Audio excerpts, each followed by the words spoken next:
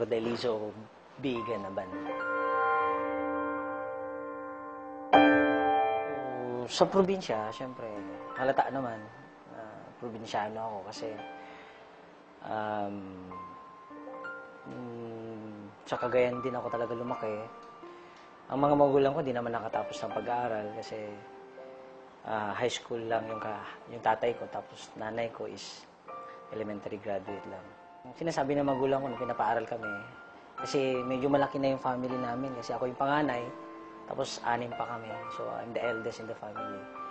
Pinapaaral ako, malilit pa yung mga kapatid ko. Sabi sa akin ng mga magulang ko, anak, mag-aral ka mabuti para pagkatapos mo, ikaw yung pag-asa namin. So, syempre, college pa lang ako,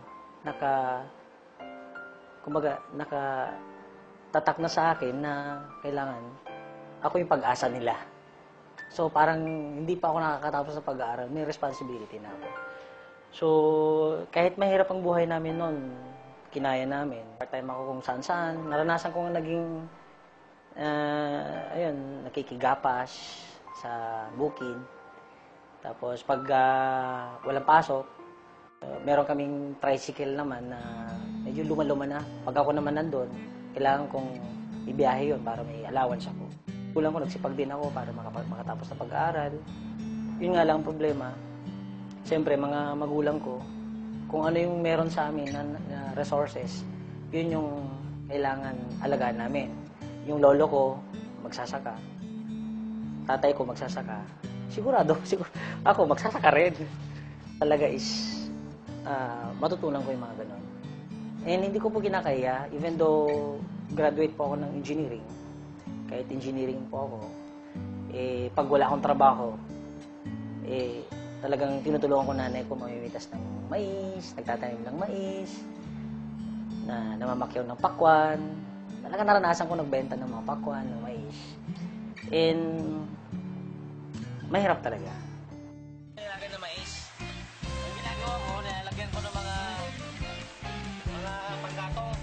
Tapos, lalagayin namin yan ng mga 45 minutes.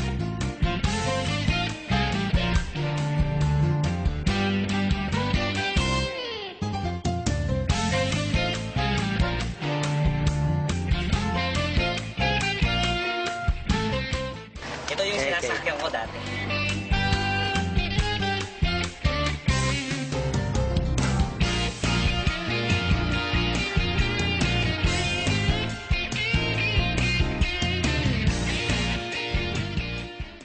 And I realized, dumating sa point na realize ko for 2 years, oo nga, ba't ko tinutuloy yung dating ginagawa ng magulang ko?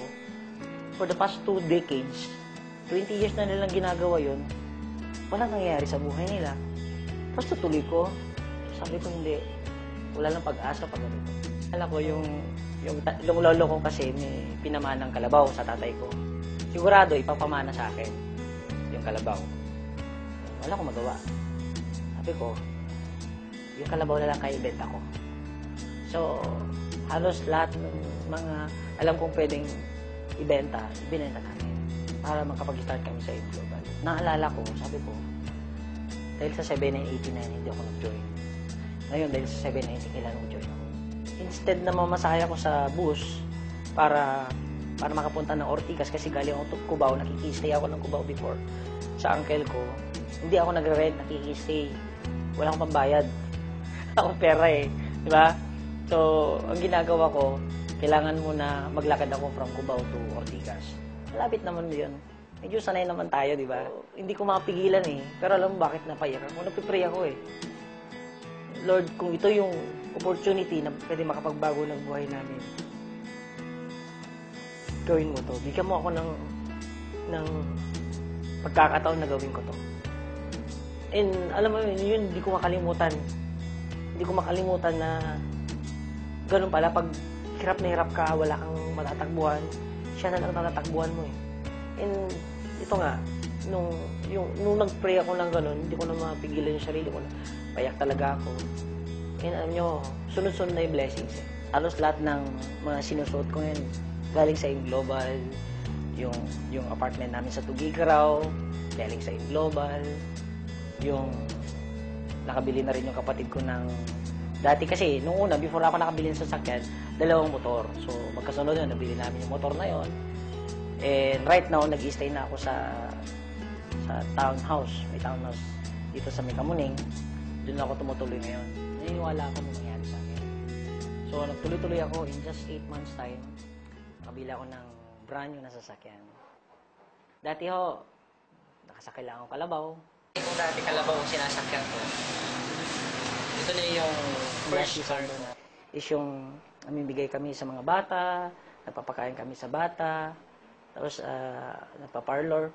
Yun po yung ginagawa ko nung bata ko na pupunta ako sa mga mayayaman para lang makatikim ng mga masasarap na pagkain tuwing Pasko. Simple lang naman ang nagmamotivate sa akin eh. Yung family namin.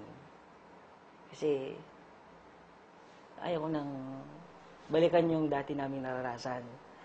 Yung point na halos hindi ka na makakain, na yung mga tao na lalapitan mo, akala nila, talagang tatakbuhan ka nila, bakit? Akala nila utangan mo sila.